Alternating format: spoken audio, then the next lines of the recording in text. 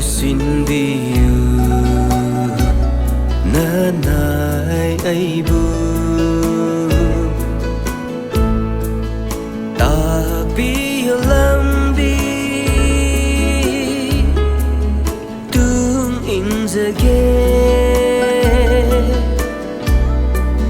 Matam laiba khibikta tung injage Tabiyu lambi tung injage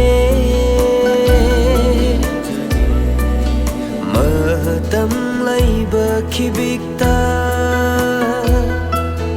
tung injage He Prabhu Khonjel Tabiyu Nahaki bor pipiyu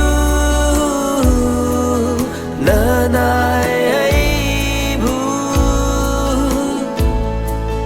Hai na kurung jari Solaba ai hakna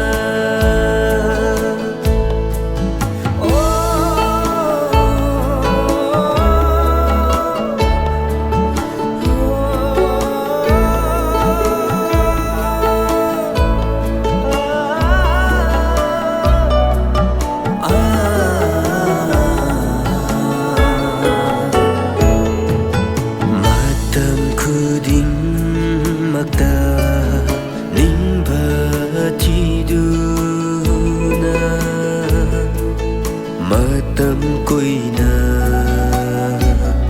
ai chợt lắng mi nung si lay traba ai gi punsi ning batung daduna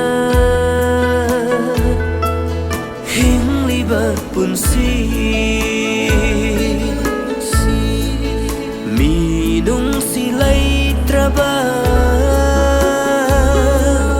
ay gipunsi Ning batung daduna hingli bapunsi He Prabhu Khonjel Tabiyu